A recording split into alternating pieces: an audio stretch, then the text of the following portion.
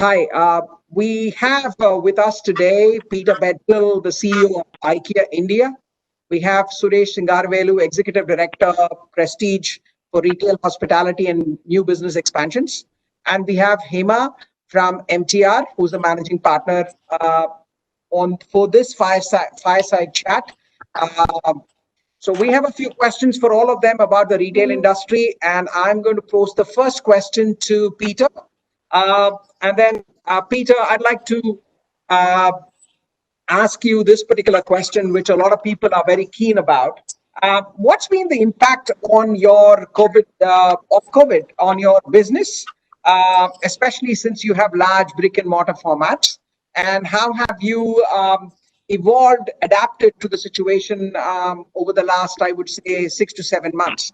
Thank you for the invitation. Yes, I think it's undoubtable that COVID has been all over the world, has been a big impact on people, society, and businesses, and this is still remaining.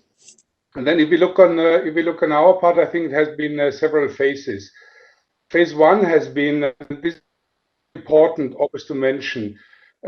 People are our most important asset. And the first part, what has been happening in COVID when we have been closing down the stores and our operation and our offices, this has happened even before any lockdown was announced. So we have been taking proactive actions to say we need to, people is the most important, safety, well-being for our people is the most important.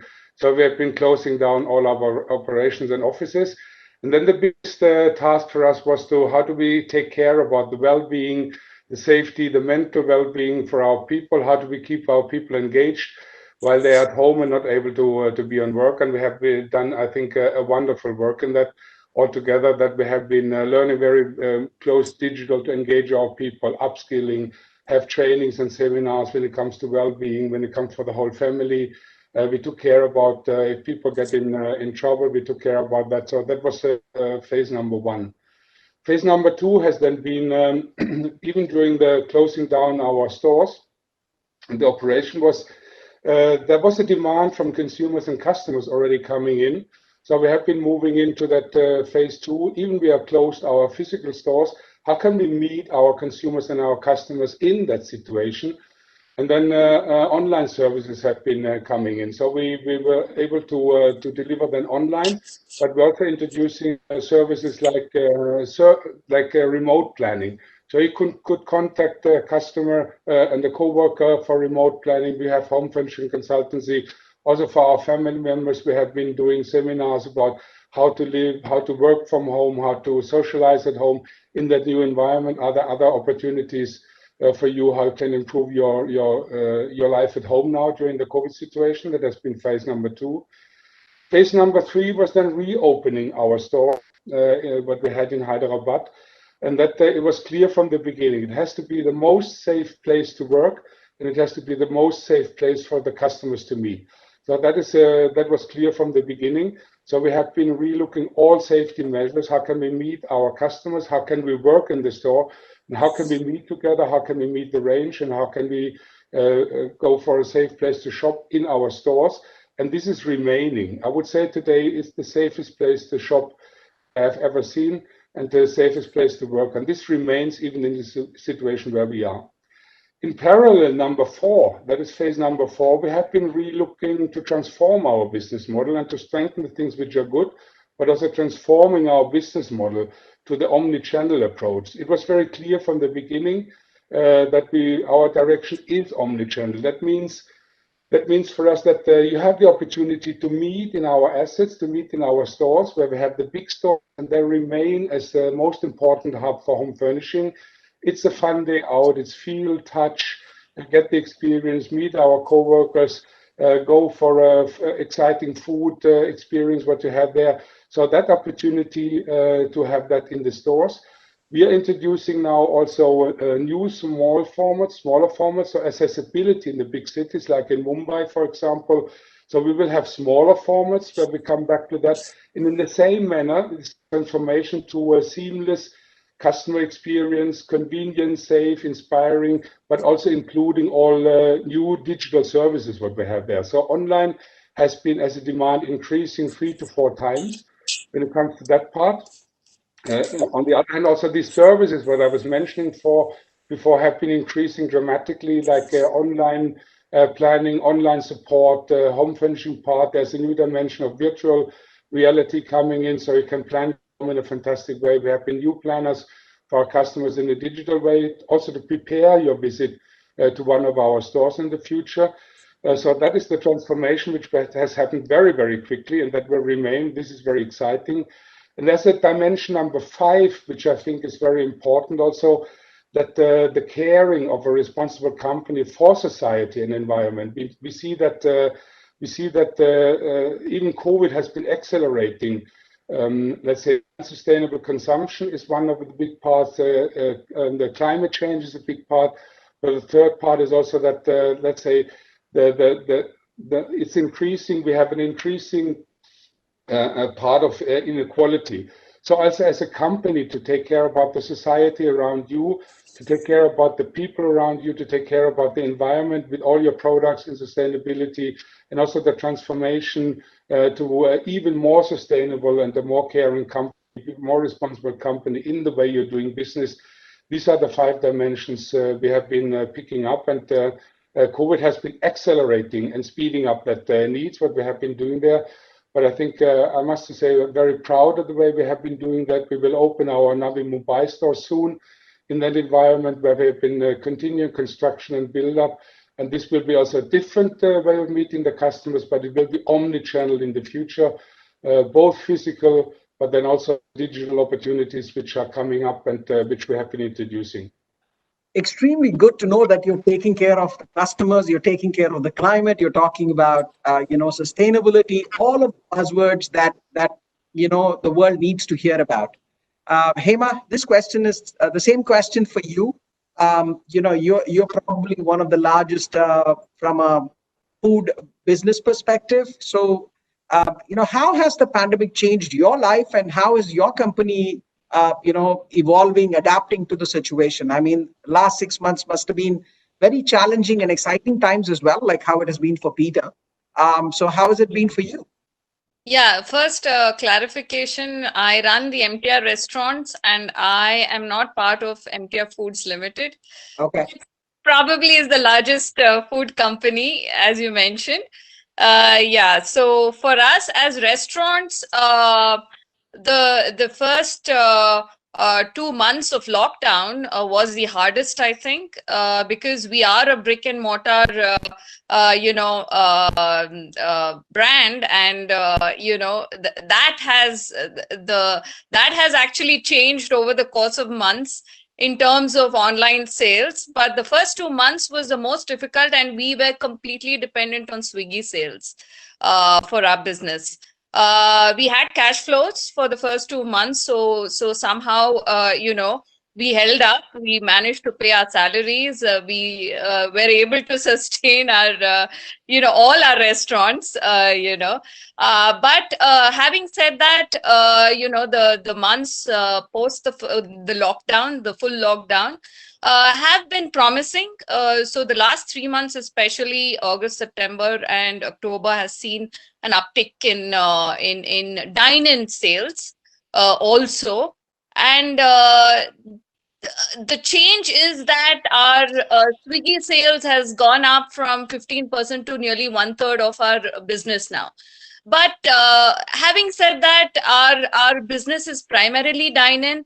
Dine-in is part of the customer experience of the brand. So we will always have the brick and mortar format, at the top of our business strategy. So we are looking to open more restaurants now. We did close down one restaurant because it was unviable. So that has been an impact that we had to absorb during these months. But having said that, the past few months have been a learning experience for us. There are a lot of things you take for granted when running a business, I think, and the pandemic has showed us that we have to evolve. We have to think about new things. We have to look at new ways of doing business. But at the end of the day, you have to fall back on what your business stands for, and our business is something that a customer has to experience personally. So we have to look at an expansion in brick and mortar outlets. At the same time, we have realized the importance of online delivery partners, and we have paid more attention towards that too. So going into the future, we may evolve further looking at cloud kitchens, but ours is a live kitchen, fresh food experience. So like I said, dine-in is our primary business, and brick and mortar model is a large, big component of our total business. So that is what it is, and moving forward, that's what we're looking at, an expansion. So from a touch point perspective, are you doing things differently, Hema, today? Because Yes. yours is all about the dining experience, right? It's all about dine in. That's what gives the flavor of MTR to the people. Yes. So from that perspective, are you making any changes? We are, we have restrictions in place. We have just 50% of our capacity in our restaurants as dine-in. So people coming in are going through a few changes in terms of, we have to take our temperatures, we have to we have to see to it that the contact between the serving staff and the customers are is not a risk to the customer himself. So we are taking those precautions, and there are SOPs in place for that. So that is where we are at the moment. But moving forward, like I said, we don't know where the pandemic is taking us. It could it could strike again. It may disappear. We don't know. It's an unpredictable situation for us. So we take it as it comes. So at the moment, that is how things have panned out for us. But the promising thing is the last 3 months we've been seeing an upswing in sales. So that is extremely promising for us. Families are coming back into the restaurants. For the first few months, we didn't see children, we didn't see large families, dining out. So that we see again. So that is extremely promising for us. Yes. That's nice to hear. That's nice to hear. Yeah. Suresh, you are probably one of the largest mall operators in India. You have malls across different parts of India. Considering, this pandemic has been a game changer for everybody, especially the retail industry. How have you guys managed to adapt, evolve over the last 6-7 months? And how have your retailers who operate in these malls adapted, evolved over the last, I would say, 6 to 7 months? Okay, first, thank you for having me on this program. Take the opportunity to convey some of the ideas and some of the things that we have done post the pandemic. But let me start a little ahead of the pandemic. Retail has been challenged even before the pandemic arrived. I think last year was not a great year for most retailers. And after the pandemic, it has really impacted them quite considerably. How we see ourselves is we see ourselves anyway as a brick and mortar platform where we have got the retailers on the one side and we got the customers on the other side. We are essentially matchmaking between the retailers and the consumers. And that is the role that we play. Earlier, we used to play a very detached role, saying that, we have made this platform and let these people come there and then, interact with each other. And over a period of time, we have seen that there is much greater value that we can bring where we can actually intervene on behalf of both the customer on one side and on the retailer on one side, and really make it successful for both of them. So this is something that we've been working on. We have had the e-commerce challenge, which most of our retailers have been facing, and that impact was there even before we got into this pandemic and the COVID situation. Therefore, some of the things that we needed to address, we would have needed to address regardless of whether COVID happened or not. So that is where we should be. So we cannot put all the blame of whatever is going on today only on COVID. And say post-COVID, we are saying that, if once we recover from this COVID, retail will be back where it should be, where it was. Consumption will come back to the levels that they were probably 2 years ago, where we said all consumption was seen rising. That is not really the case. As far as COVID is concerned, as soon as we got into the COVID situation, and then we had this government stipulation that we would need to close, we immediately closed all our centers. And we were possibly the first ones to recognize that there is economic hardship for the retailers, and we actually waived all rental obligations on the retailers totally. We used that time when we were shut down to refresh the malls in various ways, also to put in all the SOPs that we needed to put in, and also to try and see, look, once we open, we already knew that retail was in some kind of difficulty. What is it that we can do, or how can we transform retail once we come back? Because anyway, we would have had to transform retail once we come back. We did all of that, what Hema mentioned about all the SOPs, and making sure that the staff, not only our staff, also making sure that the staff of all the retailers that came in, all of them were verified, pre-checked, sensitized, so that they put the customer first. And I think we did a pretty good job on that. I think we got a lot of appreciation of that. Because we said that this is not something that we should do just for the sake of doing, just to follow a government norm, but this is an obligation that we have to society, an obligation that we have to our customers, to our tenants, and even to our own staff, that we have to keep them safe.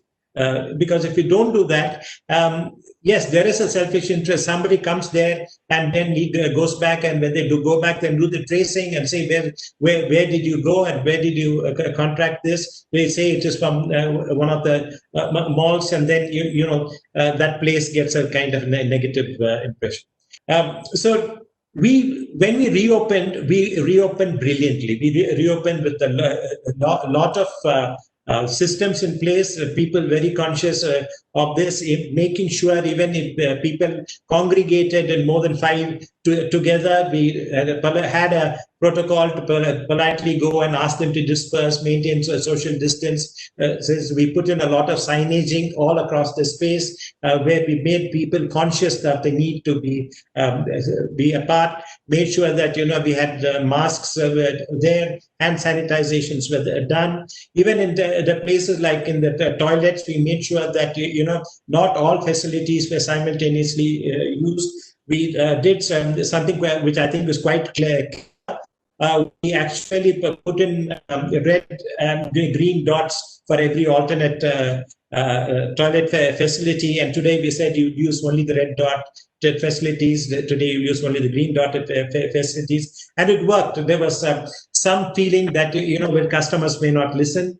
It also, people had to get used to this idea that they have to be serious about this, and the fact that the start and it was very slow and gradual, people got used to the idea. Therefore, there was a lot of discipline from the people themselves. We also had to address the indoor air quality, make sure that, first we had to understand the science and find out whether this actually gets transmitted through the, through the return air system. We satisfied ourselves that it did not, but some filtration adjustments had to be done, which we also did. And over a period of time, I think what we are seeing today is in the post-COVID situation, we have come to a state where we are about 65 to 70% of what we were in the corresponding month of the previous year. I would say about 60 to 65%, given that that is this month, also because of festival month, we have a little extra, but say it's about 60, 65%, with excluding cinema and excluding F&B, which are still not fully open, and the family entertainment centers that we also have, which is good. But that 60% of the sales that we are getting, it's coming from about 35% of the footfall, which means that the quality of the footfall has improved tremendously, and the kind of people that are coming are people who are really wanting to spend, which is also works for us, in the sense that, we don't have these crowds that come in and there's a congestion or, those kind of things. And basically, you're seeing a lot of serious buyers. Yes, yes, because the bill values have all gone up, which is good. And I think people, unless they need to come, unless it is essential to come, I think they rather avoid places like this. On the F&B side, yes, we have had, we have done some distancing. We have done even the food court. We have done some distancing, reduced the capacities, encouraged all our retailers or all our F&B operators to reduce capacities and keep the distance. It is not revived as the way we would have liked it to be revived, but yes. Takeaways are much higher, which is good. On the consumption side, very interestingly, I think what gets consumed, number one is jewelry, which is very interesting that at this point of time, the jewelry gets consumed. The second is the consumer durables is again, which is getting consumed. Fashion is not as much. Therefore, this is something that we need to pay attention to, that the kind of things that get consumed is very interesting. So that comes to a point whether what are the long-term impact this is going to have. Definitely, I believe that there is going to be a long-term impact on consumption, the way what is going to be consumed, what will be the, will fashion continue to be the largest, occupier spaces in the mall. So we need to track these things. Coming back again to the retailers themselves, we have made sure that the retailers also their staff also undergoes training, and we must say that everybody has been very, very cooperative. And in the sense that they have made sure that if they had anybody who was affected in any kind of manner, they immediately send them back. Therefore, we have not had any event in all this post-opening where anybody could trace back anything that has adverse that has happened to saying that it happened within our premises. Therefore, taking care of our own staff, taking care of retailer staff, taking care of the retailers, taking care of our customers, I think all of that, whatever we have done well, because we have had a kind of and eventless, which is what the situation that we have had. We have also modified some of the things that we normally do. Normally, we have a lot of events that we have. We have not done any event since we started. But we have kept track with our customers through other means, social media and other means of communication. We have done that. And there we are. So I'm sure you'll have a follow-up questions on how we see retail. Yeah, I actually have a follow-up question to both. Before I get to you, I have a question for Peter and Hema. Peter, this is a tricky question to you. Has the human behavior changed since the pandemic? I mean, are you seeing change in human behavior to people who are walking into your stores that have now been opened? And you have the experience not just for India, but for the global perspective. So has the human behavior changed, Peter? So talk about human behavior and maybe also consumer behavior. I think it's very important that we all understand and we're all affected about that. The awareness about health and well-being and how vulnerable we can be, I think that has been increasing. So whatever we do, if we socialize, we go we go for a restaurant. I think our personal health and well-being, and also maybe our responsibility for the people around us, this has been increasing, and this demand has been increasing. So that's number one in that case. If we talk about number two, when it comes to, as we have been all spending a lot of time at home now in the last months, I think, which is a fantastic opportunity, the awareness about and the importance of the home as such, as the place where you can be socializing, meeting your family, but also where you work from home.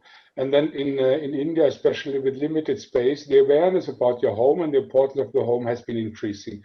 So people got more aware about how can I have an even more functional home, even more safe home. How can I be together with my family in more beautiful home?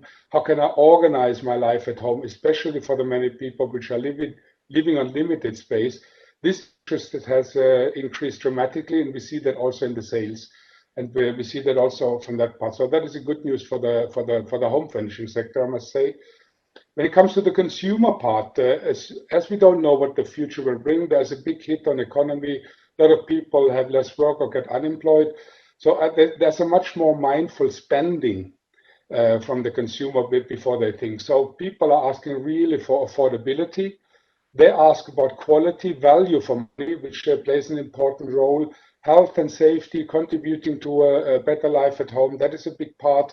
But then also there's another dimension coming in, that people have got more aware about responsible business. So that is what I said before. Where are our products sourced? Where they're coming from? What are the raw materials? Can we contribute to sustainability in that way? So that also looking on our direction, said that we would like to source circular. So that means we will be, in a couple of years, the total business will be a circular business. So all products will become from renewable or recycled sources. We have been almost fulfilled 100% renewable energy in all what we're doing.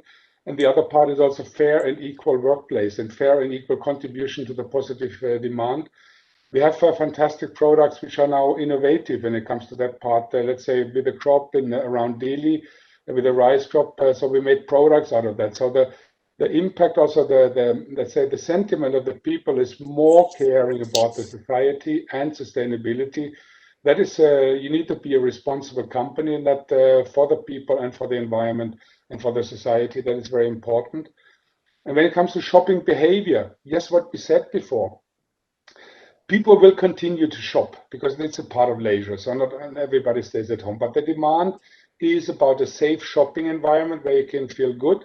We can if you go for a restaurant, you go for food, or you go for shopping, you go to a mall, it has to be a safe environment. So that you need to think about how do you maintain that in a fantastic way, how to improve that in a fantastic way. Also services inside the physical shopping. For example, we have been introducing click and collect. So you can click online, you can come to the store, you can collect it contactless, so you can get your good. This is a lot of innovation going on, how to meet the people. And then it's the omnichannel part, both. It's visiting a store, having the opportunity to meet a brand and to meet a retailer in a digital way, with co-workers supporting that, with a web page supporting that, with online services reporting that, with the fulfillment, which is seamless, but also in the fulfillment part, when you deliver, to always be also as a responsible company. So we're stepping into electric vehicles fulfillment. We have highway, which is a big demand on our suppliers, what we do there. So the totality of doing a new innovative business, building on your strength, physical meeting, digital meeting, being a responsible company, being very responsible where and how your products are sourced, but also are your products safe and good enough and affordable enough and provide a good quality. I think this is a new dimension which has been accelerating through COVID. And for the home furnishing sector, I must say, the home is much more important than it has been before. And so we have a very positive outlook on the people spending also on home furnishing, because the home should be beautiful, functional, safe, and affordable and good quality. So very positive outlook for us, for the people and for the business. That's again good news for all of us. Hema, to you, the same question. Has the consumer behavior changed when they're walking into your restaurants? I mean, especially now that Unlock 4.0 has been announced by the government, everywhere it's all opening up. Has the consumer Yes. behavior changed? I think we've seen the times when people were wary of walking into restaurants, to now where families are walking into restaurants. But what has been a constant in this whole in the few months that that the pandemic has taken hold of us, is that uh, there is an emphasis on washing hands. What we took a lot of things for granted. The customer is now giving more attention to those things, washing hands, making sure they don't touch things unnecessarily. And our restaurants are socializing places where a lot of people meet. So that has come down. I mean, we see, for example, our coffee crowd, we would have 20 people sitting together and having coffee. But today you see, fewer number of people, just friends, socializing. Families stick together, and they want the distance from other families. So we've made sure of that there is spacing between families or unknown people, of course. So that wariness exists amongst the customers, but we see less and less of that. So people are, more conscious of cleanliness and hygiene than before, for sure. But at the same time, there is less wariness in getting into public spaces. So I see more people coming out, more people, more families, family outings, you can say. So that is happening more and more, and I think that is probably moving forward. We'll see more of, that people. I think there is a sense of fatigue where you're not meeting anybody at all. You are inside the house, for long periods of time. I think the fatigue has set in, and you see people coming out now, but being extremely conscious of their hygiene, their cleanliness, sanitizing their hands, making sure they wear masks most of the time, apart from the times when they're eating. So, you see those behavioral changes all across. So that is what we see in our restaurants too now. See, one of the biggest problems that even the governments realized, and which is what you pointed out, is social fatigue. And that's what's setting in, I think, across the globe, across every city, every I would say every country is having the same challenges. And that's where you see more and more youngsters saying, to hell with the world. I want to go meet my friends. I want to spend time with my family. Yes. But We are it's good to social know, beings. yeah, we are social animals. But it's good Yes. to know that IKEA and MTR are taking all precautions, ensuring all hygienic aspects are all taken care of in your workplaces, so that customers, when they walk in, they're confident that they are in a very safe environment. So, Suresh, this question is for you. Considering you're one of the largest operators, are you seeing consumer behavior change when they walk into your malls? I think consumer behavior change is not just within the malls, it is in the entire gamut of society. I think suddenly we were confronted by our own mortality, getting conscious of our own mortality. I think it has made us a little more responsible. Like Peter was saying, even in the way we consume what we consume. Like, for example, things like organic, sustainability, quality of the what we can consume, being more conscious of health. So there are a lot of things that will change, and I think these are will be ingrained. These are not some things that will go away. Some will go away. Maybe the intensity of it will go away, but some of these behaviors are here to stay. I think you'll find that when we look back at this point, 2 years or 3 years, look back to, 3 years or 4 years ahead from now, when we look back at this time, we'll say this changed the world. I'm saying I have no doubt it will say this changed the world. You take a simple thing as working from home. What has that done to the fashion industry? When you're working from home, the need, the frequency with which you want to change your attire to get a new attire, that changes, though your consumption will change. So if those behaviors changes, then you'll find the similar behavior change happening in terms of consumption. If you're now spending more time at home, you want to make your home a better place. Now, that's what Peter was saying. I think IKEA is a great place for you to go and enrich the quality of the space that you're in. Therefore, when all of these things happen, whatever the categories that are being consumed, that have been consumed in the past, and the intensity in which they have been consumed in the past may not be the same intensity in which they will be consumed in the future. Now, you take a simple thing like grooming as a category, personal grooming. Now, I don't know of more than 5% of the people who have actually gone for professional grooming. They have tried to look at a different way of getting the grooming done, getting the haircut done. And I'm saying this is across genders. Okay. Therefore, there will be a whole set of new ways that we will look at things. And all this will have economic impact on the future or the financial well-being of retailers, and they will have to readjust their business. But like, for example, if you take the size of the store, does it really merit to have the current size of the store, or will you relook at the size of the store, considering that you have to share the total consumption between the online and the offline? Therefore, will the brick and mortar stores become more experiential? Will they cut down on the working capital that they may maintain, so that people come to the brick and mortar to experience the product, to have the touch and feel, and then go and order online? Do we integrate? How do we the brick and mortar integrate with the online?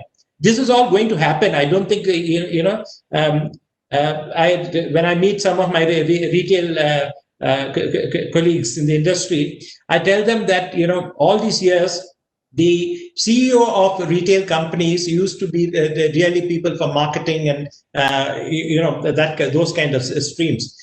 More and more, you'll find that the CEOs will be technology people who come from a technological stream, because that is where you're going to find the major driver of the businesses. The volume is going to get driven from there. Therefore, our business will become both brick and mortar. It will become both online. It will be a combination of both. It will become partly logistics, which will become last mile delivery points. It will become fulfillment centers. So there is going to be a huge change in the way the retail works, the way the mall works, the way the retailers will relook at their economics, because if their sales, they've got to share sales along with the online. Then if their top line is going to come down, the sales per square foot has got to be readdressed. Then how can they afford the kind of occupancy costs that they have? How can they maintain the kind of working capital that they have to maintain? Because ultimately, if you look at retail is really, if I put it in its very, very fundamental terms, it is really only brand and distribution.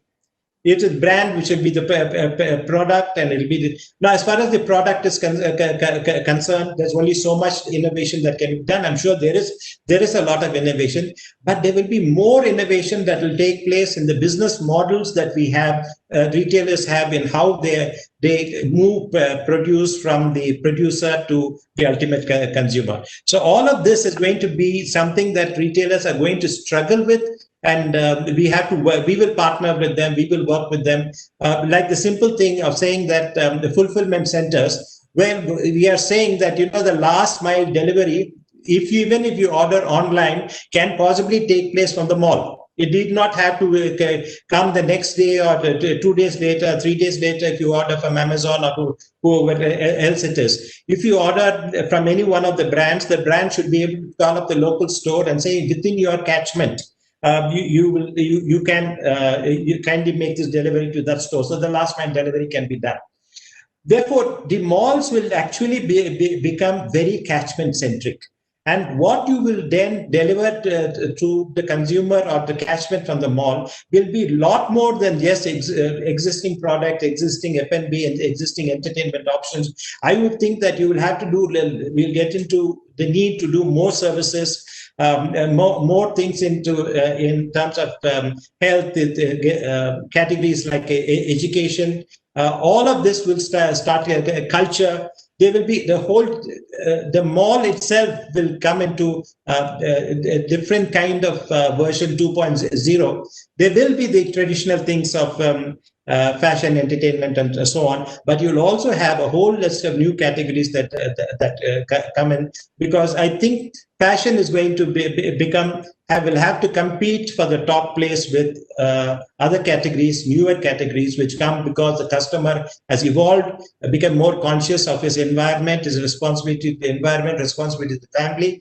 I think today families will become much more important than they were in the pre-COVID days. So there is a lot of change that is going to happen. Like I mentioned, logistics, the logistics of delivery will change tremendously for retailers, for everybody. Very interesting. Very, very interesting. So, I've heard two takeaways for me today is that one is retail 2.0, which you're talking about, Suresh, and something that Peter brought out, which said that, families have become more important today for all of us. And now you also brought out an interesting point in terms of virtual world. So I have two questions, one, for Hema, one for you and one for Peter. I mean, this fireside chat should have technically been with all of us being in the same room and talking to each other and having a coffee together. And now here we are having our respective coffees. Peter from Germany, you from, different parts of, all of us from different parts of Bangalore. So, Hema, this question is for you. How are you managing this virtual world, considering you are a brick and mortar business? You're all about the experience. You're all about, the whole concept of me getting into an MTR restaurant and getting the feel of how I'm being treated by MTR. And now that with this whole virtual world coming into play, how are you enhancing, or rather, what are you doing differently to ensure the customer feels the same way in this virtual world? We can never replicate, the brick and mortar experience. We are a very old brand, and the way we connect to a customer is through our history, our experience, or the customer's experience of the brand goes back in time. So, that is something that will, like I said before, it's going to be always, an important part of our business. But having said that, we also are now focusing on online sales, because that component has gone up tremendously. It has doubled. So we are looking at that more seriously. It was something that just added to our sales before. Now it's a big major part of our sale. So we are focusing on better packaging and telling our story through packaging, and I think that's the only way we can replicate the feel of the brand. So there are limitations to that for sure. That's why I say our brick and mortar model is going to be what we will focus on moving forward. Maybe make those small changes because we've evolved, but the experience, the customer experience, is of primary importance when he walks into a restaurant. So that is what we will definitely focus on. But the virtual world also has taken over to a great extent. So we are looking at how we can actually enhance the experience of the customer through packaging, etc. Srini, let me just add to it what we do in our food court. What we're trying to do in our food courts, for example, we are saying that when you get into the food court, if you have that app, you can order on the app. So therefore, there is no contact with any kind of menu card or whatever. The table was cleaned before. Just after you come, the table gets sanitized in your presence so that you notice that. So you make the ordering is also through the app. Then you go pick up the food. There is nobody intervening to come and serve you the food. You have the cashless payment. Therefore, as little human contact is there. Some of it will be you lose the whole experience of having this dialogue with the waiter on what to order, what is good, what is nice. But on the other hand, we have a different kind of way that you make it as touchless as possible. So I think all of this will start getting innovated as we go forward.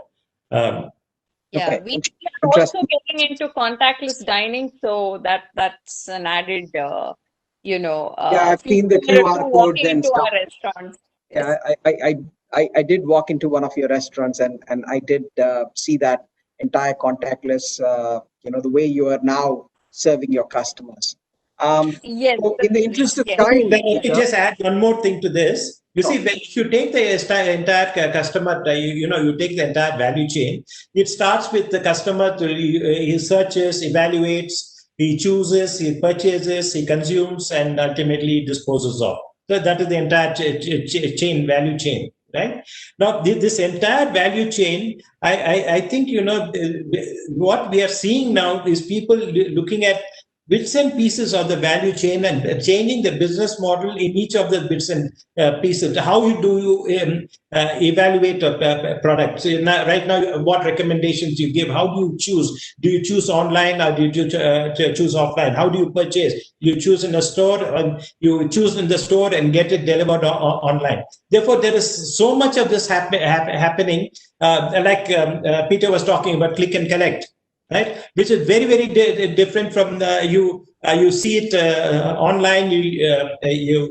Peter, you want to expand on this, where you order online and then you're given a slot. You come on that time. It's ready for you. You pack it and you pick up.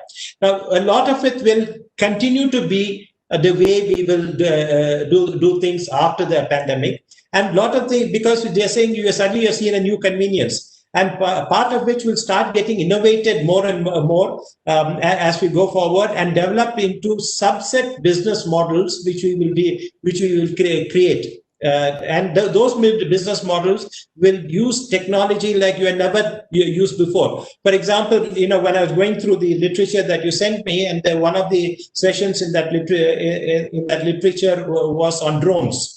Right. So the question that we ask ourselves, why can't the last mile delivery be run through drones? We are already thinking in terms abroad. There is a drone delivery, say from the warehouse into the mall, where we have in the mall, we have the helipads which have been put in because of statutory reasons. I'm saying this is not far-fetched. In which case, if we are able to deliver product in, say, in 1 hour's time or 2 hours' time, the impact it will create on the retailer's working capital will be tremendous. Therefore, his profitability will go up to a different level, because ultimately for a retailer, the one thing that really matters for him is stock turns. How many times he turned his stock around in a year? So that's what he needs to do. And this way, his stock turns start getting better. His stock turns start getting better. Then his profitability gets better. So I think there is going to be a lot of intervention of technology, new ways of business, new business models will develop. And in some ways, COVID will accelerate all the thinking that we have got. You're talking about AI, you're talking about robotics, all of this will find a part in future retail. This is not going to be what we know in the past few years. The trajectory of change is going to be much steeper than it has been in the past. Interesting. Disruption, change, artificial intelligence, all of this in the retail industry. In the interest of time, Peter, last question for you. For me, IKEA has always been all about the experience of me walking into the store, enjoying, feeling, look, feel, the materials, all of that stuff. And now you yourself said that your demand has increased dramatically over the last 4 or 5 months on the digital side of it, in terms of click and connect, and you as an organization have taken digitalization to the next level. So keeping all of that in mind, and considering it's a home furnishing industry where the physical look feel is very important. I mean, you want to make your home look beautiful, you do want to go and check the product physically at the store. But considering all this whole COVID situation, and you talked about digitalization, how has that impacted your business, and how are you making changes for the customer, from a digitalization perspective? I think more to say, I'm really curious, and we stay curious and really positive about the future to come. If we say stop talk about crisis, I think, and also stop waiting until COVID is over and everything will be like before. I think the COVID situation has been talking us, so it can be such an innovative and positive future for business and for consumers, but it will be different. So that is something that we need to admit. What is different is that I think it's coming closer together. It's not about digital or physical.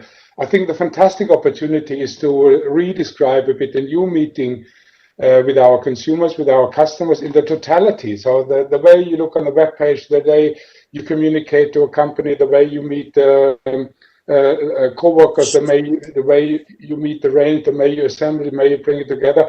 This is opening a totally new bunch of opportunities for retail in that perspective. And I still believe, and this is something, it's the togetherness of all channels. I don't like to talk about so much about channels, because people are choosing a brand and a product and a value of that part, and they would expect a seamless experience. And it's like in the restaurant.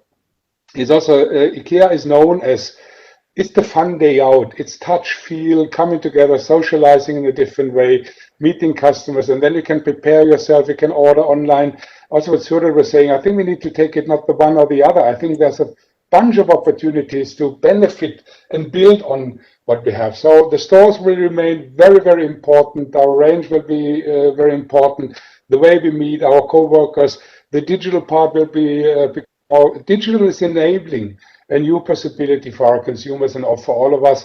I'm not afraid about, nobody should be afraid. I'm really optimistic and curious about the future to come. And this accelerates a lot of innovation. But I think the omni-channel, both brick and mortar and online, if you look on the totality of the consumer experience and the totality of the brand, to be a responsible brand and have a fantastic value, I think it's fantastic what ahead of us, what can come. So this is the positive view what we have. I wish we could go on and on and on. This is a very interesting topic. I'm sure Hema, Suresh, Peter, you have lots more to talk about, but in the interest of time, I have to stop here. But again, thank you, Peter, for taking time out all the way from Germany. Hema, again, thank you very much for taking time out. Suresh, thank you for taking out time for us to do this fireside chat. Thank you all. All the very best, and look forward to many more of these. Thank you very much.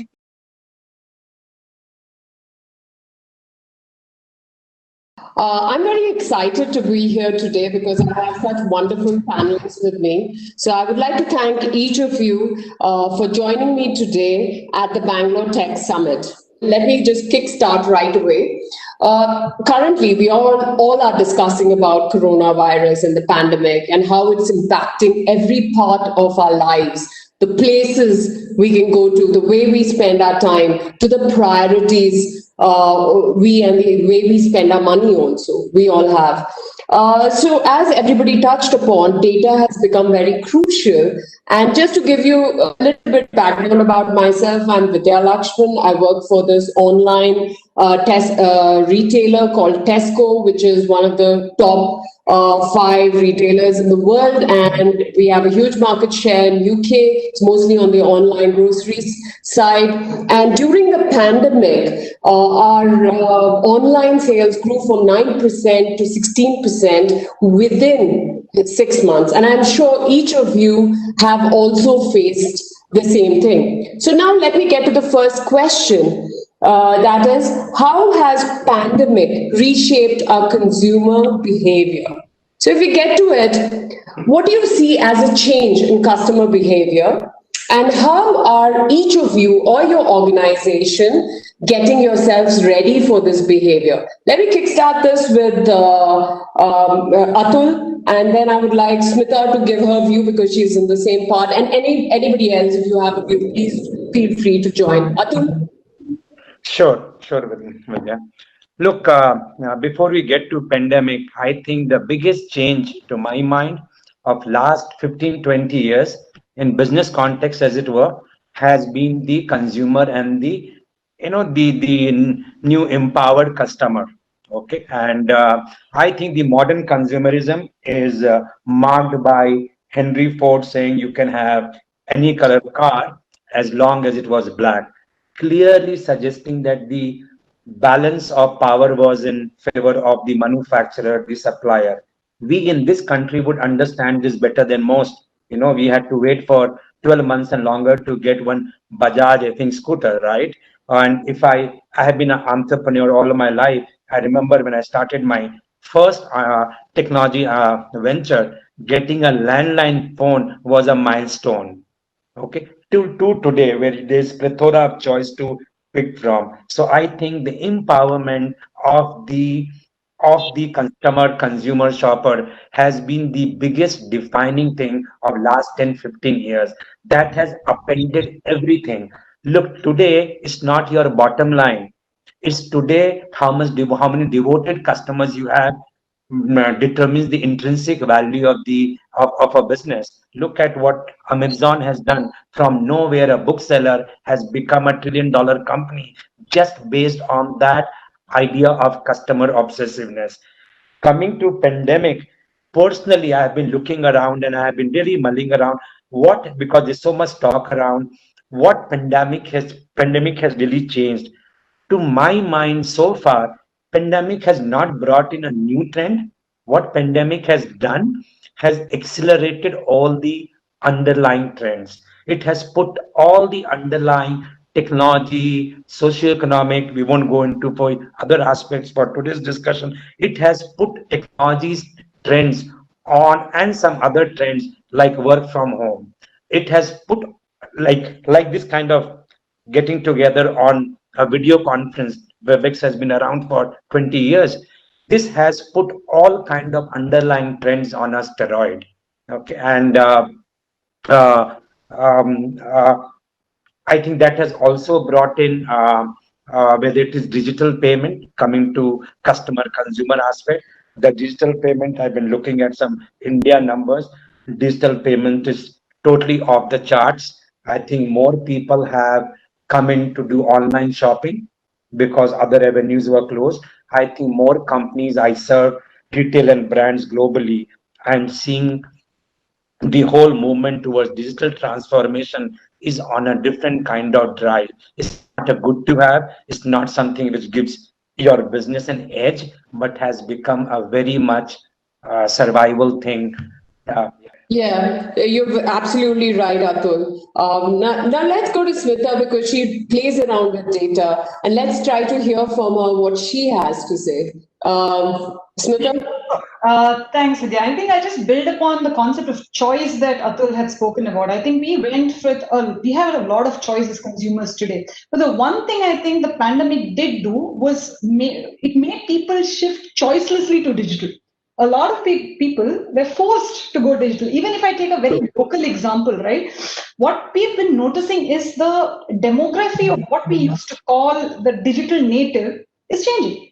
We never thought that a certain age range and above would be comfortable ordering groceries off an app.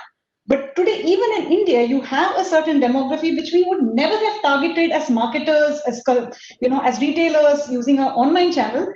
now is like, okay, my idea of my addressable market has changed. So it's actually made customers move choicelessly. Now, whether that is a temporary phenomenon, because you already see a lot of fatigue on the online part as well, with people raring to go back local. So that's something that will still play out, but there will be a percentage of that consumer behavior that will be permanent.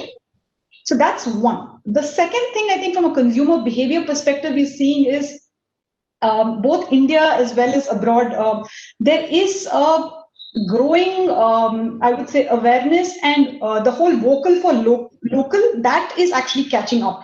While we've all been forced to, as consumers, go to the known platforms for purchases, there's also this growing grassroots movements to support local merchants. Now that again is muted right now, but again, that can again change consumer behavior in the long term when things come back to quasi-normal. I mean, the new normal is something that everyone talks about. It's a much abused term right now, right? I think the third one is emergence of completely new consumers, which is, interestingly, I was looking at data in the US and we realized that people who've never been to gyms, right, now are suddenly signing up for online classes. Online, fitness classes. It's happening here. I mean, I have never done fitness in my life, and now I'm all of a sudden all over virtual yoga, right? So it's actually bringing about this new class of consumers who I call more fitness freaks, but within their four walls. Would I have otherwise gone to a gym? I don't think so. But it's actually opened up these consumers to the new channels of consuming content, consuming communication is actually creating a new segment. I think that segment will stay. So all of this is just pointing to the fact that the market for digital consumption is changing. It will continue to change. And as Atul said, this was just a catalyst for acceleration. But certain parts of that market, which we would have never thought would convert, has now forced to convert. I think that's what I'm seeing most predominant. That's awesome, Smita. So if I were to ask you, and then we can go back to all the others, would love to ask you to crystal gaze and create a persona of customers of the future. Because you have mentioned a few things. The fitness freaks was a really good eye-opener. I never knew that. But you're absolutely right. There are new channels. Are there any other, what else do you see?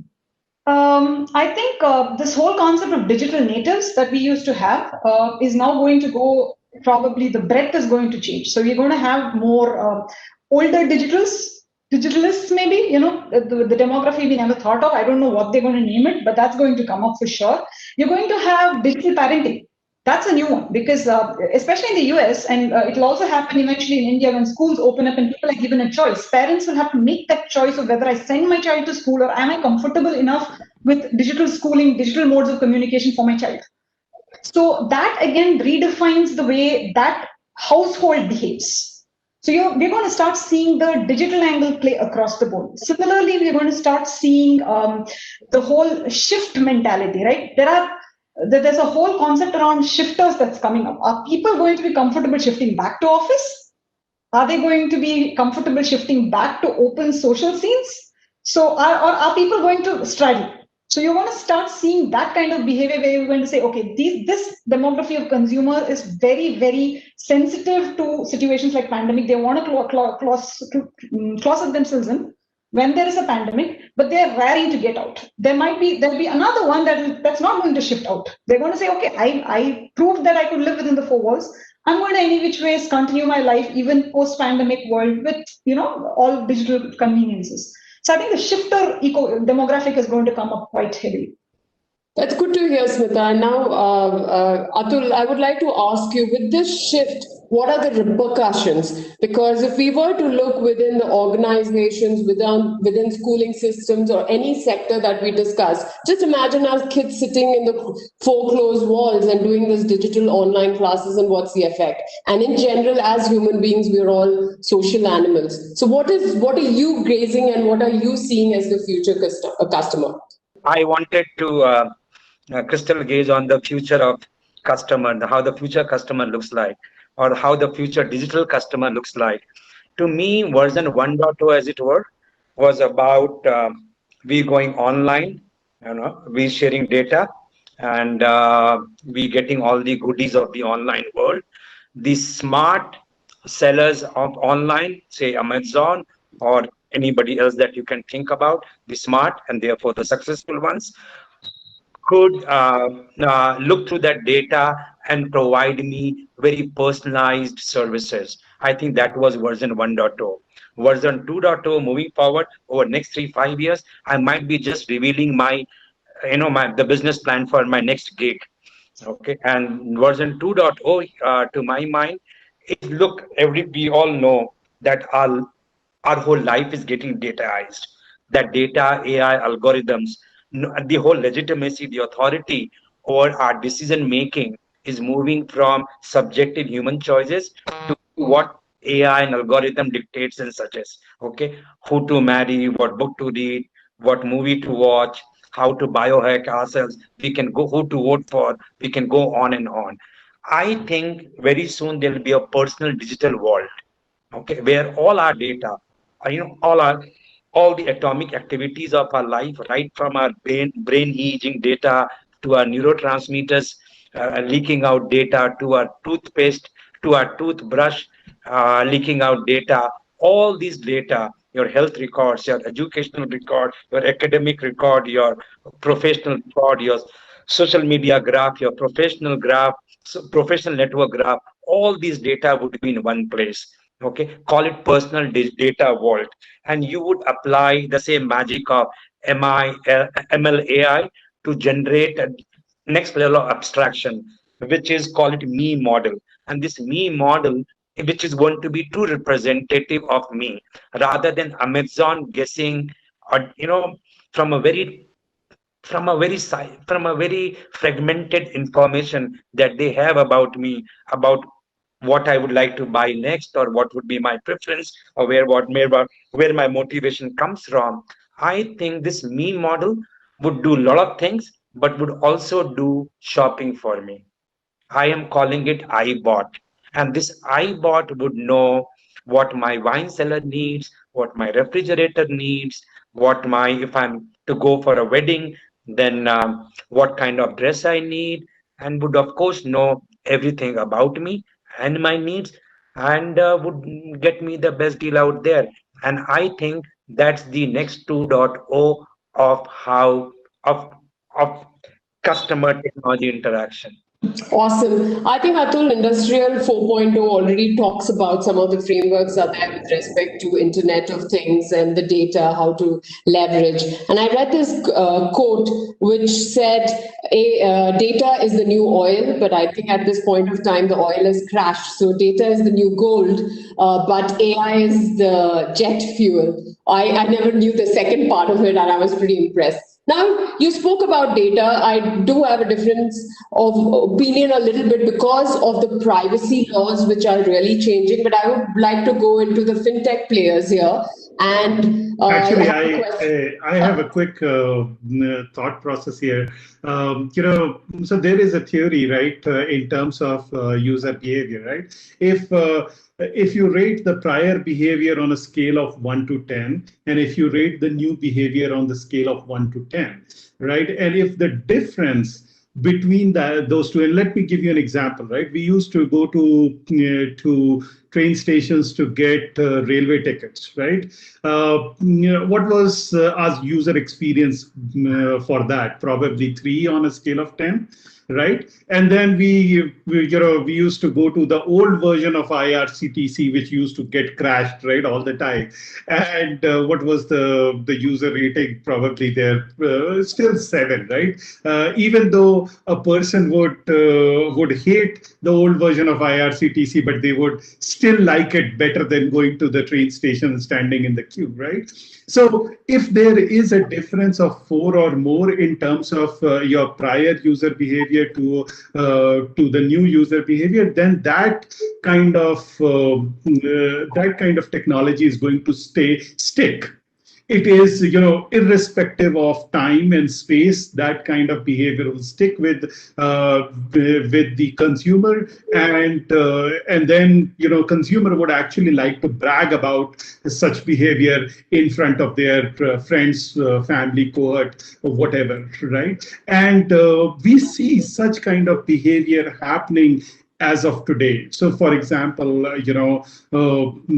of the example which one of the panelists brought in was using technology for payment as opposed to cash for payment, right? And it's not only that in the COVID world, cash is a transmitter or cash is dirty, but it's also because the easiness of tracking the money not only today but also a few months later, right? So these kind of behavior will stick over a period of time. But another behavior can be having Bangalore Technology Summit online, and will this stick over a period of time? Will we have 2021 Bangalore Technology Summit online?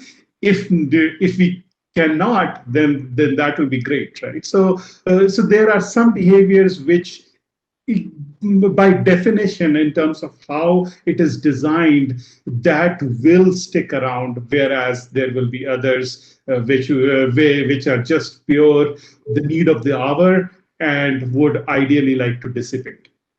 You're absolutely right. Just the data point that I was reading is there are only 16% in India who have penetrated into the online world. So we have, at least in India, it's really emerging. Some of the Atul's idea and what you're mentioning, it's only the 16% of our population is really leveraging digital as such, because they have not gone digital in other areas apparently. But coming back to the fintech players, the question that I have is, the adoption of fintech has brought a massive amount of data to digital formats.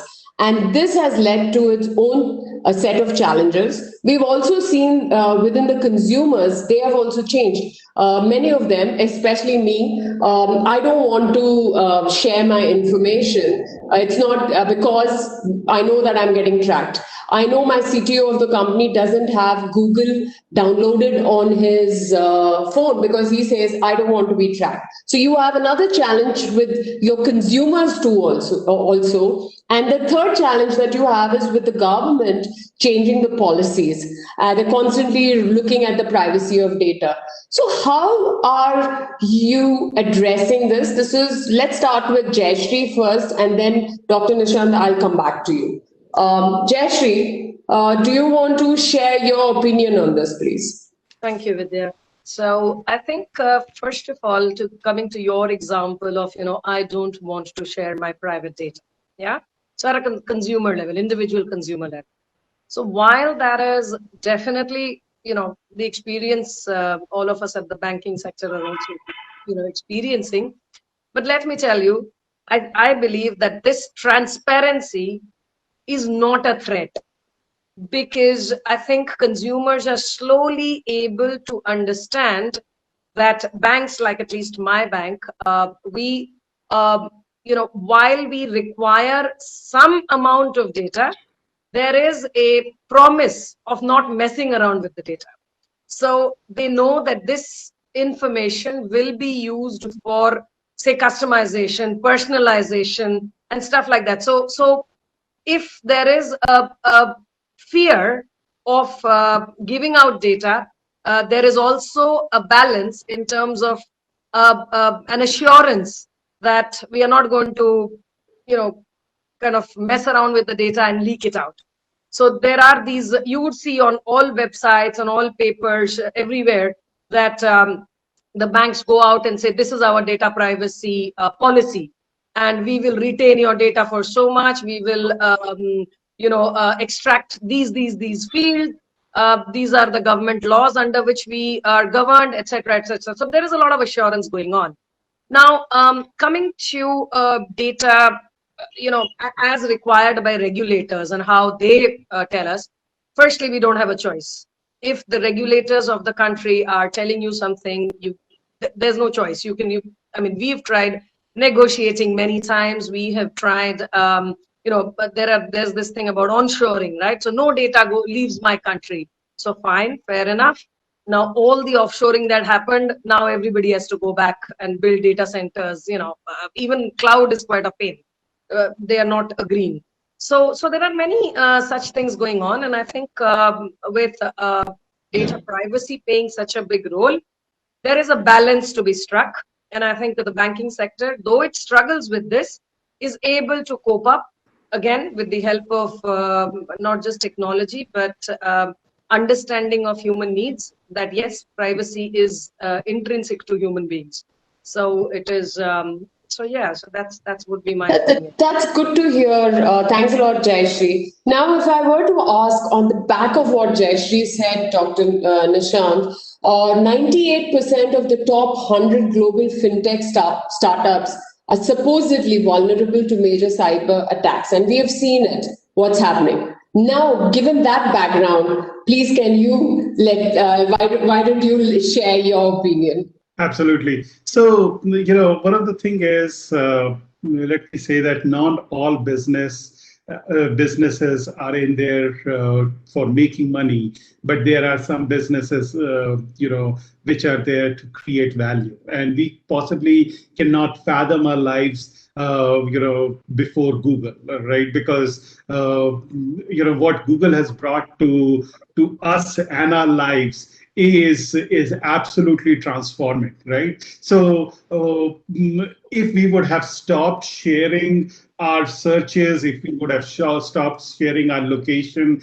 with Google in say 2002, 2003, then what Google has brought to us today in terms of Google Maps, in terms of all other holistic lifestyle applications, our life would have been very, very different. So we have to kind of balance the perspective of of our own data, along the fact that there can be value which can be created out of this. So what Atul was saying earlier in terms of my vault or personal vault, right?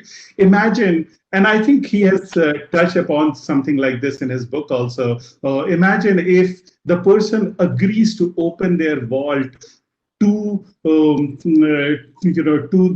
various organizations, and they are ready to I'm ready to sell my own data for my own good as well as for others. So there has to be a balance which has to be stuck. So it is like adaptation can mean specialization, and then specialization means sacrifice. Right, so you have to kind of come up with a place where you have you're balancing between adaptation and sacrifice, because the specialization in the middle will help you decide whether you are going towards left or right. So having said that, coming to your specific question, Vidya, around the threat of cybersecurity, and the threat of cybersecurity is very real. Let's be very clear about it. It's not only that the enterprises are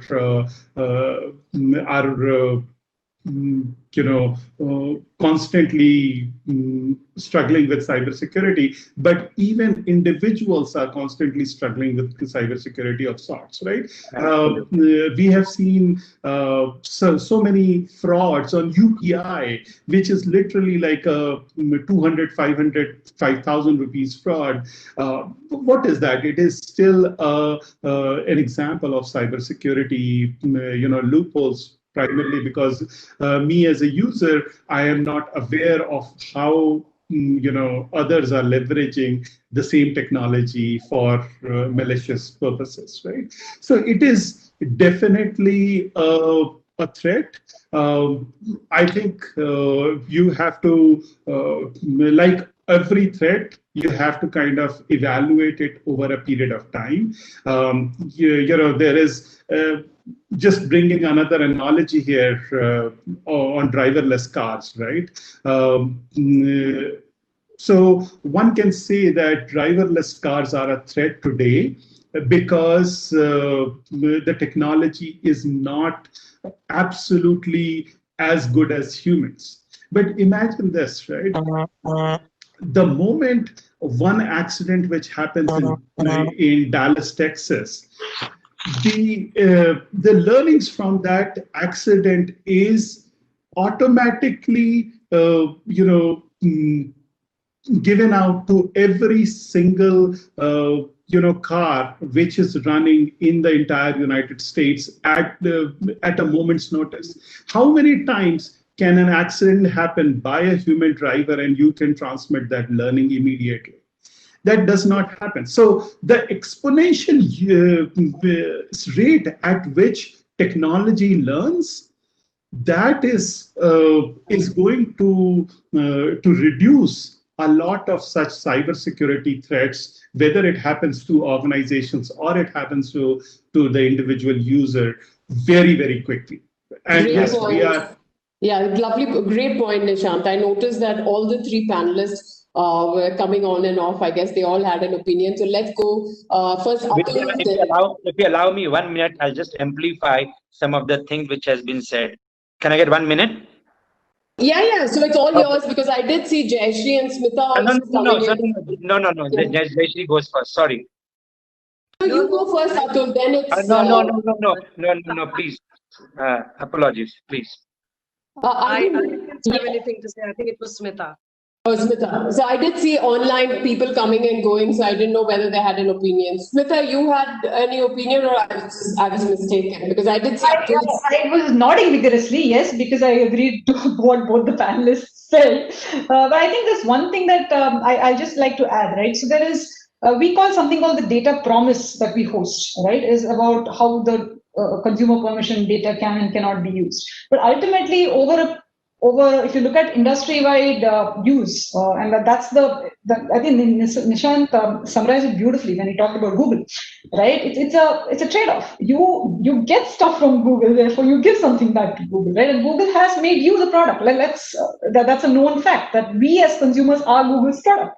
But at the end of the day, there is if you are not paying for the product, you are the product. Exactly. That's exactly the concept of Google and any other data company that gives you free stuff.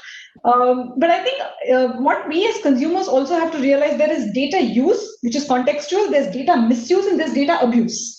So you have to contextualize where your data is being used. If you think it's being misused or abused, yes, you have a grouse. But if it's being used for purposes that you may or may not have read the fine print for, you still have to be aware of the fact that you have likely permission for that use. But that said, as companies, we all do have our own processes, and we have the fear of litigation is extreme. So I think the medium, large fintechs do have the data promise, and they do take it very seriously, because one breach shuts the business down in this business, right? So I think that's something that is paramount to all of us. That's brilliant. I think Atul now has a point. Atul? Yeah, so quickly. So one was on cyber attack. On a light-hearted note, look, when when America was growing westward and so on through railroad and that kind of thing, even banks are opening on the highway, and robbery was the biggest gig. Okay, so what I'm trying to say is, cyber attack or those highway robberies are a human tendency. Today, if the business and life is conducted in cyber world, that human tendency is not going away. People are going to figure ways of exploiting that. I don't see anything fundamentally new. Second is coming to data. I personally see data having three dimensions. One is data and me, which is where I was going with personal data vault, me model, I bought, personal data monetization. Then there is a second dimension, which is my data and corporations like Google, Facebook, Amazon, Netflix, and so on and so forth. As many of you pointed out, we have made a fine Faustian bargain. We have given our data, in turn, we have got the goodies of the online world, which we all agree we can't live without. Okay, but I think it has been a bit of a unequitable trade-off, and I think that is 1.0. 2.0 would be, we would be getting more than, we should have some share in the value creation of Google or Amazon and so on. I don't want to go there much. Then the third dimension is my data and my government, and that is where I think lot of intelligent dialogue, discourse needs to happen. Look, I see people when I talk, see this kind of dialogue on data. Two classes of people. We are not in any of those two classes. We are elevated, privileged Brahmin class when it comes to discourse like this. So there are two kind of classes. One class is the people who worry too much about data, that they would not see the potential that lies there, and the other who are just blasé about it, who won't care, who one way or the other. And I think the truth lies somewhere in between. My data and government has two, three aspects. Okay, there's a social welfare aspect. I think there's a lot of debate around Aadhaar is nonsense. It comes out of ignorance. Ignorance is fear. Okay, and anyway, second aspect of government is surveillance. Look what is happening in China. If that data is not used, if you as citizen, okay, if you have not put right kind of law, if you're not aware, not educated, then yes, this data potentially can be used for surveillance, as it is being done in few other countries. The third aspect which worries me, which is the basis of internet, the open architecture of internet is about free sharing of data and all. And I think because data is becoming oil, gold, it's also becoming a negotiating chip, while in the whole, so it is becoming somehow victim of geopolitics. uh, Look at China, it has got away for very long. They have an internet of their, they have a universe of their own. Iran is putting up a halal internet. Russia is trying to do the same. So I think that is one thing which, to a romantic like me, the romanticism that I've always found with the idea of internet and so on, that it truly would homogenize humanity. It worries me. The whole idea of data nationalism, but it's happening and it's going to happen. You're absolutely right, Atul, on that front. What has happened is technology is changing so soon, so fast at an exponential rate, as we all know. But I feel somewhere our governments are still archaic with their views and policies. And many of these countries don't know what to do and they are stuck with this. So Yeah. I totally agree. Either can be abused or we can use it well. And your romanticism towards data and technology hopefully will come out true. But at this point of time, No, the worries are the same. true. So Internet had, yeah, sorry, go on. No, I don't So, want so, to start it on no, this. no, Atul, I think we should all go out for drinks at a later point of time because there's so much to discuss. I wish I could have taken it, but just to touch upon, we've already spoken for 45 minutes, but I still want to ask one last question which pertains to people. And this, I'll open it up for, let's go with you only, Atul, because you're the person that I can see. How are you keeping your team energy and motivation level high? And what are the mistakes to avoid and best practices that we can learn from? Because during the first phase of lockdown, we saw the productivity really go up. And I can tell within my organization at this point of time, it's not the same. And we are battling with a few things like mental health, which nobody would have spoken about before, domestic abuse, or financial assistance. These are some things that we are facing into. And as an organization, that has been something new, and the taboo subjects are gone. So back to you, Atul, and then afterwards we'll continue. Sure, I think what we did was we said to ourselves that there's no better time than crisis to really bring out some foundational changes. I think Jayashree or Smita was talking about taking into the good habit of yoga and exercise and that kind of thing. So crisis, necessity is truly the mother of all inventions. So we tried to, from a whether it's product point of view, we said we have to reimagine our product. For we even our selling process, we said how can we sell, how can we automate our selling process, our software product deployment process, how can we automate, we have already automated 70%, how can we take it to the to an appliance state. You don't deploy a toaster, you bring it home, you plug it in, and you expect the damn thing to work. So I think we kind of reimagined our businesses, all of the business processes, which I would think energized people in a positive way. Secondly, we created a initiative called Thoda Bahut, thodabahat.org. You guys can check it out. But it is a community outreach program. Okay, so in first phase, we created a pool of almost 4 crores, which is basically we identified who would need the support, when everything was in lockdown. So we identified auto rickshaw drivers in Bangalore and made sure that 15,000 rupees, which is 5,000 rupees per month for 3 months, so enough to kind of at least put uh, uh, chawal roti, on their dining table. So things like that. So I think a lot of people, and I'm so glad everybody at Manthan, and even today that initiative continues. This is the 7th month of that initiative. So why I'm bringing that out, I think a lot of depression, a lot of feeling of alienation, isolation happens when you are too inward facing. You're only consumed with your own feelings and your own wants and needs. So I think just giving them a perspective that we are privileged, and there are people out there who need our help, has kept team very energized, and I'm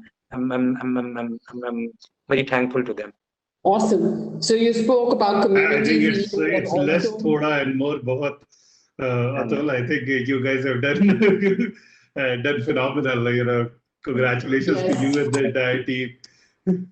yeah, that's brilliant. Atul touched upon talking about reimagining business, where that business processes which helped re-energize the colleagues in the company. And the second one is also all about giving and how they've done a brilliant job. Now, coming to you, Nishant, do you have any take on this? So, absolutely, there are two ways of looking at it. One is from the product side, which is, the offerings, and second is more from the human side. So, on the offering side, I think, as we discussed earlier also, that there have been few products out there which have come to, specifically for the COVID times. And those products would perceive to be lasting over a period of time. Not really sure, I don't really have a lot of products which have done that, but it has definitely, the COVID has definitely accelerated the growth of certain existing offerings, and that has been the case with multiple organizations, including the ones which I am closely involved with. On the human side, I think it is really looking at it in a different way. I think ideas are cheap, thoughts are cheaper, and words are cheapest, right? So it just comes down to the human connection, and the human connection happens in various ways. One is when we used to be together in office, when we used to be in one room, and when we used to brainstorm, right? But all of us understood that that is not possible, and I'll give you one very good example of it, right? In January of this year, January of 2020, just before COVID hit, my team and I, we moved into a much hipper place, like an absolutely swanky office space, and one of the trendiest office I have seen in my life. And the flip side of that was, while it was trendy, it was like colorful, open, and everything. The flip side of that was there were very less conference rooms in that on that floor. Minimal conference rooms. So you were, there were hangout spaces. Every corner would have a hangout space with television and everything. You can go and do your stand-ups and do your quick meetings and everything there. And the conference rooms were only for very confidential conversations. Otherwise, it was all open. And when the team moved on that floor, there was a lot of complaints that there is not enough conference rooms. We are habitual to go to a conference room to brainstorm, but there is not enough. And then COVID hit. Then what happened? Everybody was virtual. Nobody was complaining that we did not have conference room. Why? Because we knew that this is a permanent behavior, at least a semi-permanent behavior, and we have to live with it. And hence, as humans, we are adaptable. We understand the challenges. But yeah, there are long-term effects of certain things, something which you talked about in terms of mental health and all sorts of those things. And people are working from remote areas. There are other challenges in terms of finding a quiet space to concentrate and a lot of different things. But I think everybody's trying out something new, and and they are trying out something which works for them. There is no one formula for success here, but I think everybody will asymptotically come down to a space where they are happy. You're right. So now going to maybe we can go to Smita. Smita, what are your what is your organization doing towards keeping the team energy or motivation really high? So I think a couple of things, right? Part of what you said, I think resonated very well. We had peak productivity for the first 1.5, 2 months. I remember thinking, I don't think I've ever seen anybody work so hard. And then now it's come to a point where we're not sure we're not even sure what is baseline productivity anymore. Was that baseline productivity or is this baseline productivity? Where are we right now? So I think we're still grappling with some of that, to be fair.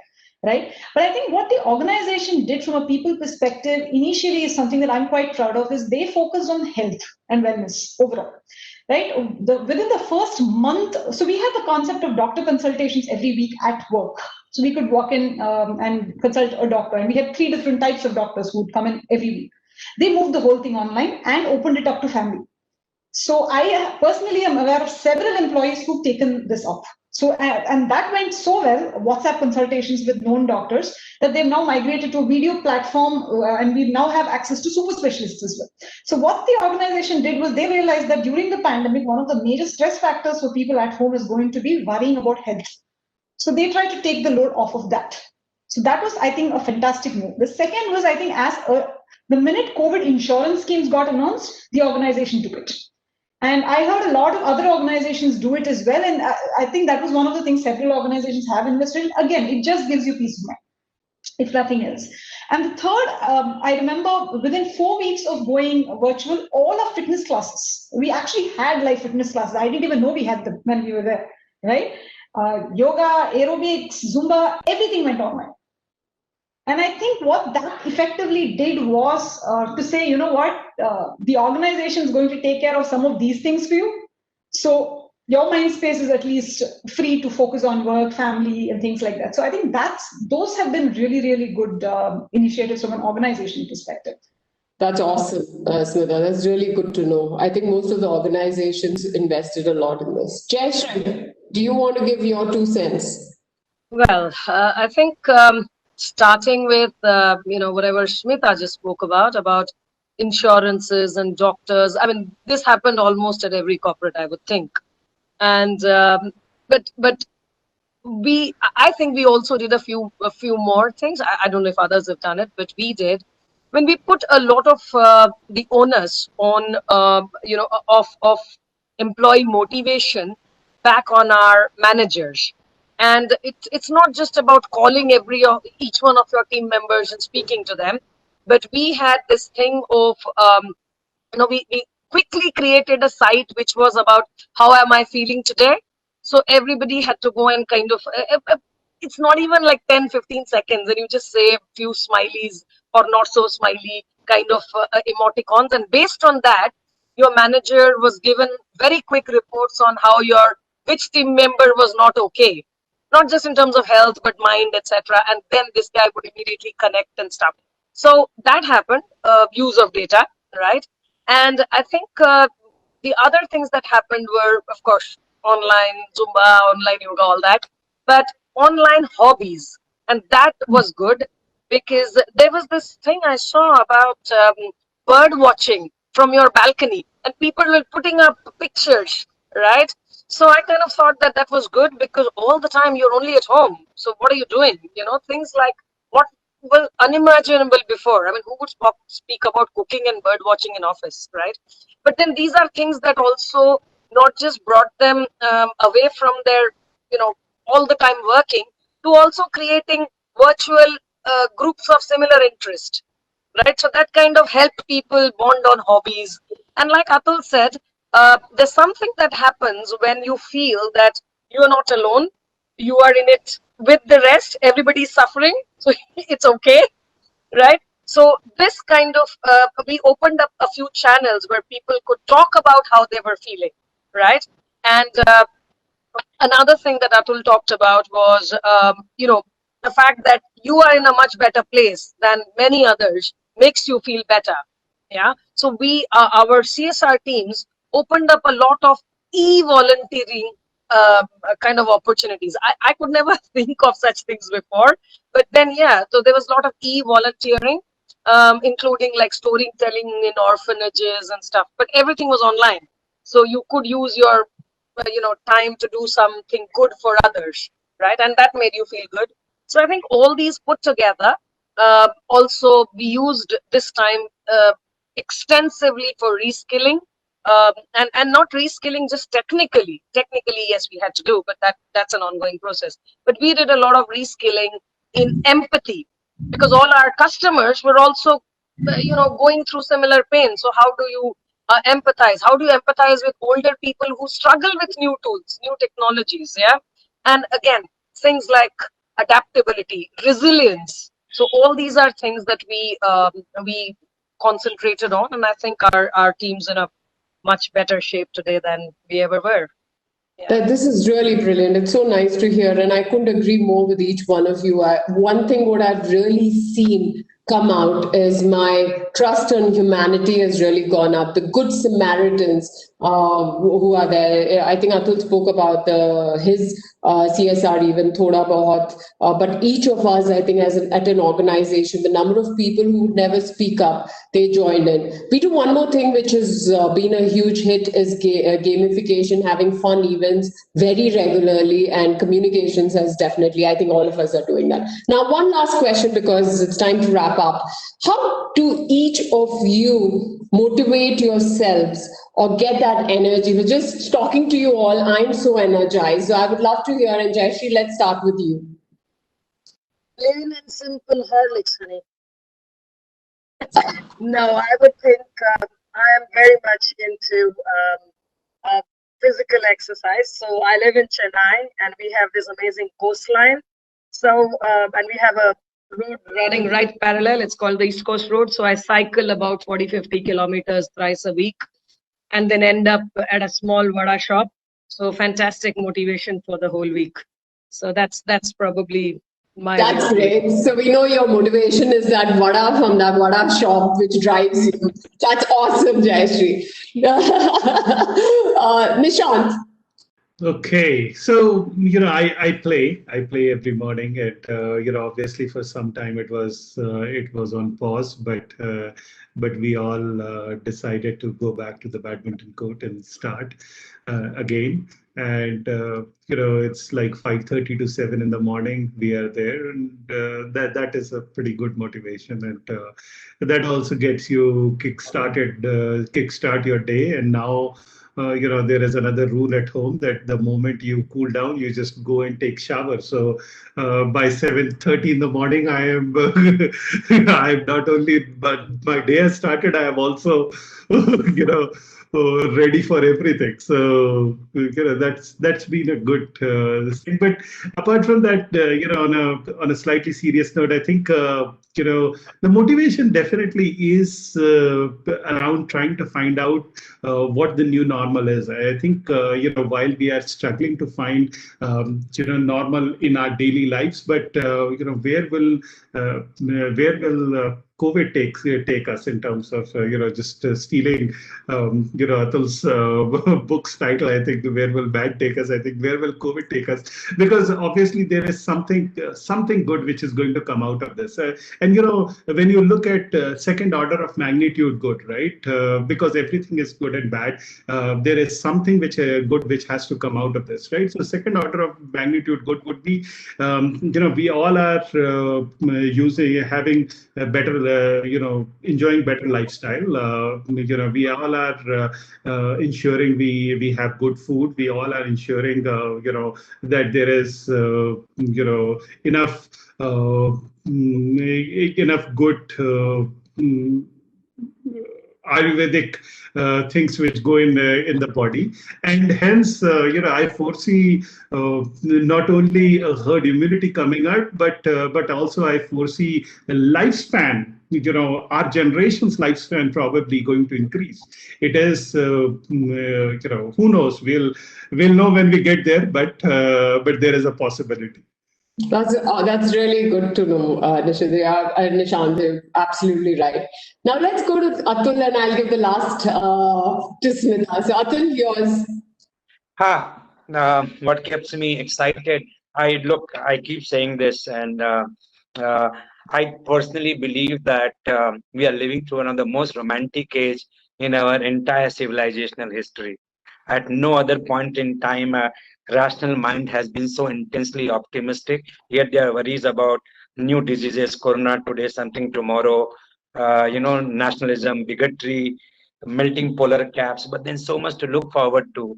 I think every day brings new discoveries, new realizations, new inventions. I think we're living in a rational world, and which is full of magical possibilities. I'm a big fan of magic realism genre whenever I get a time to read fiction. And I truly believe we are living in a magic realism kind of realistic world. So I think that romanticizes me and keeps me going and excited. Yeah. Thank you so much, Atul. That's really nice. I'm not sure whether you've read the book Factfulness. I think when I think about factfulness, I think about you because you're so optimistic, so energetic. So it's lovely. Couldn't agree more with you. Smita? So I think in my case, I always have thrived on chaos. So I kind of find chaos and try to then get my energy out of it. And if I don't find it, I make some chaos. So I try and set a challenge for myself. And then I say, you know what? Yeah, from a personal perspective, I'll say, okay, let me go get some gardening done because I have a black thumb. So I have to prove that I don't have one. So I think last few months I've used this opportunity to say, let me garden a bit more. Let me do those jigsaw puzzles that I've not done. And at a work standpoint, I think all my life I've always gone after the one problem nobody wants to solve. So that kind of then keeps me motivated. And I think that gave an edge during the COVID times as well, because I was like, you know what, this is fun. I mean, this is something new. I'm sure we'll come out of it at some point of time. So might as well make the best use of it. So that's what keeps me motivated. That's brilliant. That's awesome. I think pretty much it's the same for me. It's the exercise or doing something new or learning, getting out of the comfort zone. And as readers, as we all know, we are the face, and our energy cascades down to our team. So it's all important that we all are positive and we represent that. So thanks a lot. I know you all have been really busy, but taking time out from your busy schedule and joining in this panel, and also having such a lovely discussion because you were authentic. There was not anything which was rehearsed or something which people don't know. But what really added value to this panel discussion was each of you brought your own views. To summarize, there are too many things to summarize. I really want people to watch this to get to understand what the viewpoints are. We spoke about data models. We spoke about how the crisis has really accelerated many of the trends which were already the underlying area. We spoke about the adaptation, specialization, and the sacrifice. We spoke about the vada, which motivates a panelist to ride 50 kilometers. But before I sign off, there is a beautiful quote from Einstein, and he said, the crisis is the greatest blessing for people and nations because the crisis brings progress. And I think that's what each of you said. That's my conclusion, the way you were sharing all your stories. So thank you so much again for taking the time off from your busy schedule.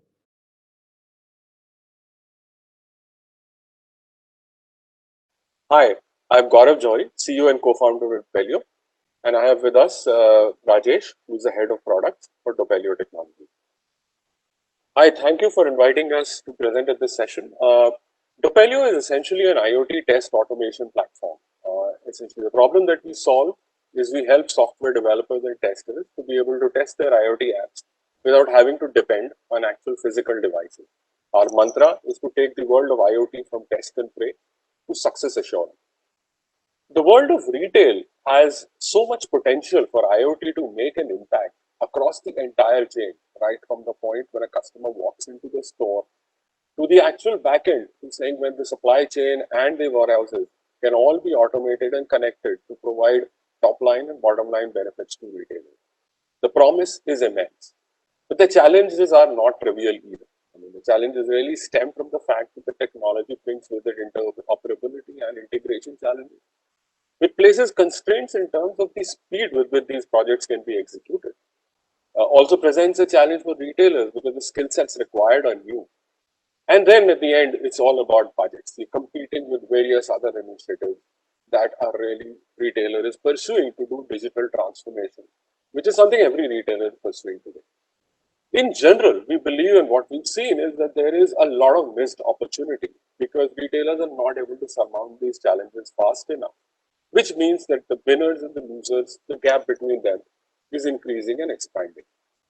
A big reason why that happens is because testing of IoT apps is a major bottleneck. And why is there a bottleneck really? For anybody who's writing software today to work with IoT devices and to be able to make sure that the software will function and perform well in the real world, they need access to an environment that mimics the real world. And the real world is complex. You've got variety of connectivities, you've got variety of connectivity conditions to deal with. You not only have a number of devices out there, you've got a variety of devices out there. And you are dealing with data sources which are streaming data in most of these cases. Bringing all of this together is just so difficult to do and extremely time consuming. So time and again, we run into this scenario where IoT projects start as pilots, but they just take too long to scale out and they fall by the wayside. The distribution of teams, a variety of teams is another complication. And that is precisely the problem that we find is not being adequately addressed by the solutions that are today in place. Most retailers will typically go out and say, okay, I'll set up a physical lab. Physical labs are expensive. It's very difficult to create the scenarios that you need to be able to test your applications against, and very, very cumbersome to work with. Sometimes you take recorded data. The recorded data does not give you the scenarios you need.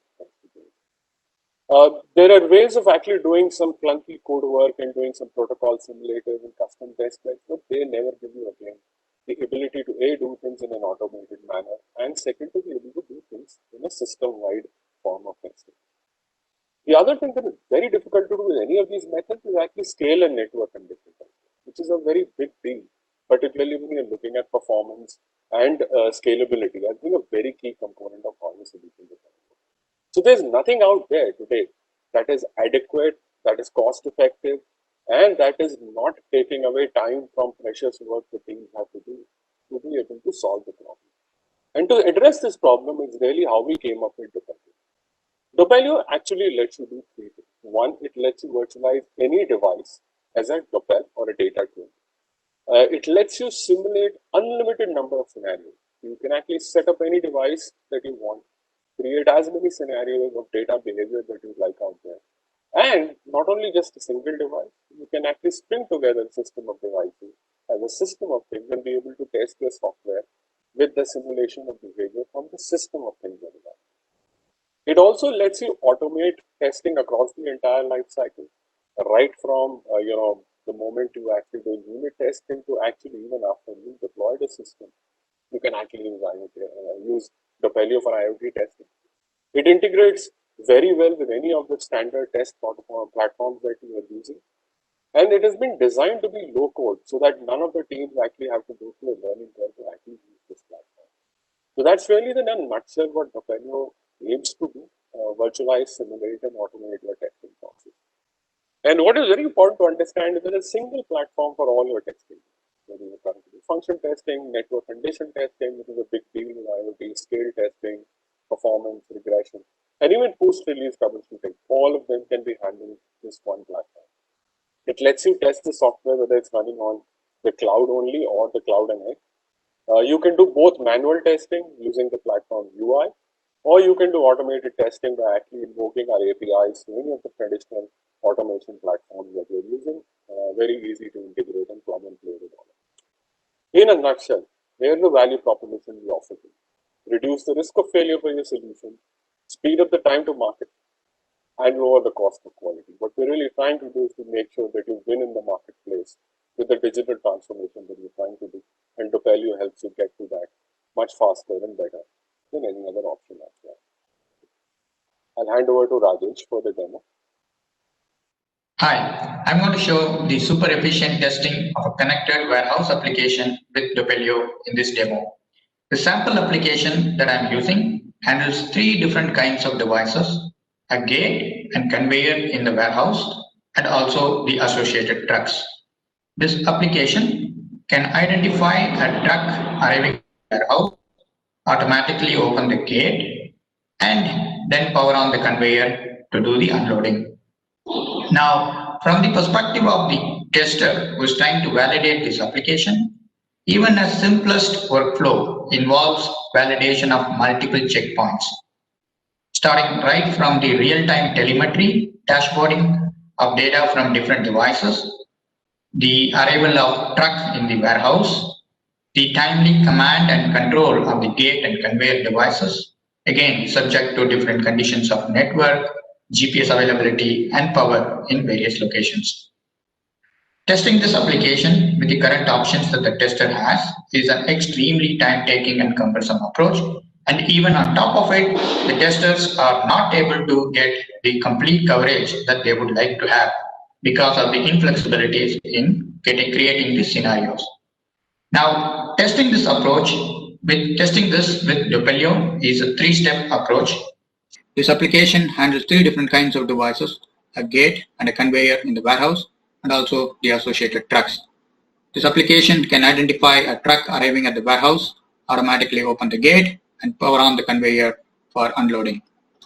Testing even a simplest workflow in this application involves multiple checkpoints, right from the real-time telemetry from the devices, identification of truck in the geofence, the timely command and control of gate and conveyor, subject to the variations in network, GPS availability, and power conditions at various locations. Testing this with Doppelio is a 3-step approach using the web app that you see here. Step number 1 is the creation of virtual device templates called Doppel models. I've already created the Doppel models for gate, conveyor, and the truck devices that are involved in this use case. Doppel models reflect the characteristics of physical devices in terms of the data points, the payload formats that they send to the application, the target location, protocol, etc. It also has the definition of command and command responses. Another important point to note here is Doppel models have a mapping to the real device software as well, which should be run in specialized virtual machines as part of the simulation. Step number 2 is the creation of scenario simulations using Doppelio test cases, again all using this UI without having to write even a single line of code.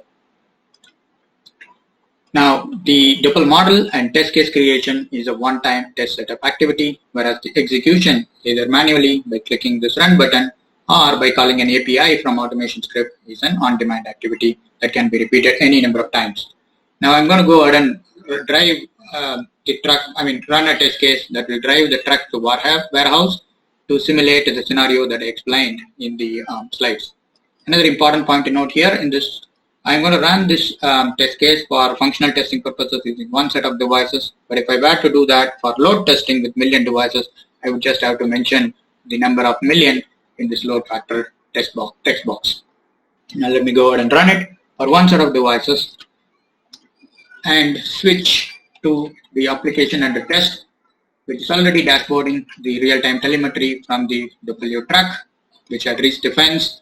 Now the application has sent a command to the gate. The gate has opened. Now, and in response, the app would send a command to the conveyor to start. The conveyor has started and started reporting the telemetry of the operational stats. That, ladies and gentlemen, is the quick simulation of this complex scenario with various checkpoints. So to quickly recap about Doppelio, we are a testing software for helping you test your code that is running on the cloud and on the device, or either of them or both.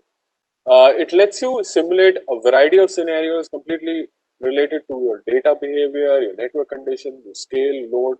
The whole gamut of scenarios can be simulated very easily. You can scale on demand. It's a low-code platform, makes it very, very easy to adopt and start working with. And it enables end-to-end automation. What we're giving to you is the ability to go much faster in the market. Is the ability to make sure that your platforms and solutions that you're deploying are going to perform and function as you've desired them to do, and they're not going to fail in the marketplace. And most importantly, you do all of that while lowering the cost of quality. If you have any questions and need more information, please do reach out to us at sales@doppelio.com. Follow us on LinkedIn and visit our website. Thank you and have a great day.